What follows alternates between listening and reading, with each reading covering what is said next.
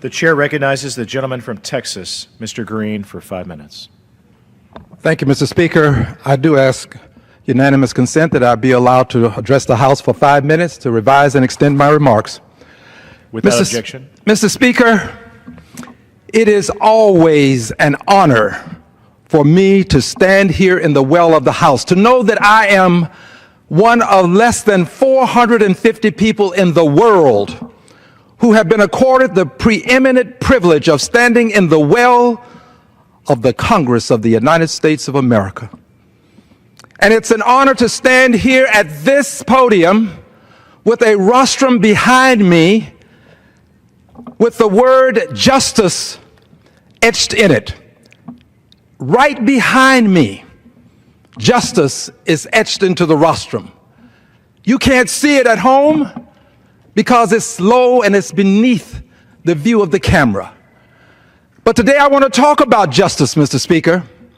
I want to talk about justice and the Justice Department.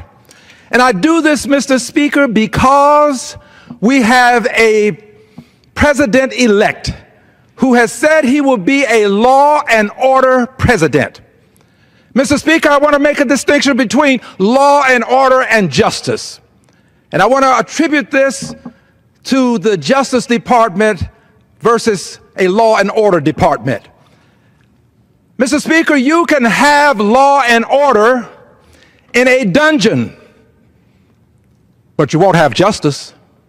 There is law and order in North Korea, but you don't have justice. Justice, Mr. Speaker, is what this department is all about. It is not the law and order department.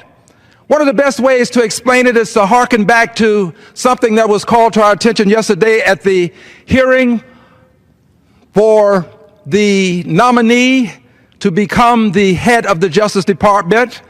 When the Honorable John Lewis spoke, he went back to 1965 and the crossing of the Edmund Pettus Bridge. On that day, George Wallace, one of the great segregationists of his time and perhaps the greatest segregationists of his time, had made it perspicuously clear to his troops that if you maintain order, there will be law to protect you. And as a result, those troops beat the marchers all the way back to the church where they started. They were peaceful protesters. The Honorable John Lewis said he thought he might die. That was what law and order meant to a good many people in the South. Law and order without justice is what took place on that day. But thank God there was a judge, the Honorable Frank M. Johnson. The Honorable Frank M. Johnson issued the order to allow those marchers to move from Selma to Montgomery. And he did it notwithstanding his classmate, George Wallace, having said that they were banned from doing it. This was justice, not law and order alone.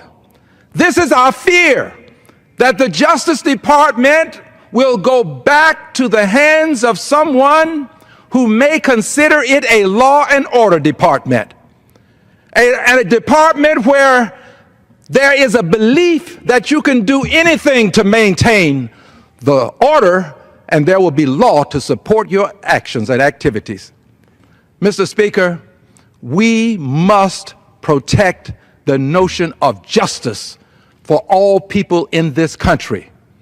This is why I was there yesterday to lend my support to Senator Booker when he spoke about justice and when he indicated that he could not support the nominee.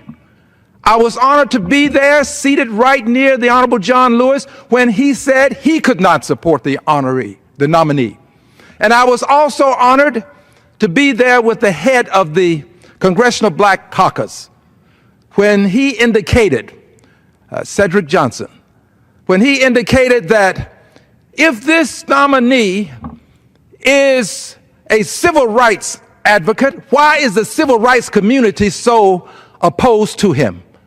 I think those were some very sage comments. I must tell you, we in this country have come too far to allow the Justice Department to become the Law and Order Department. I yield back my time. The gentleman yields.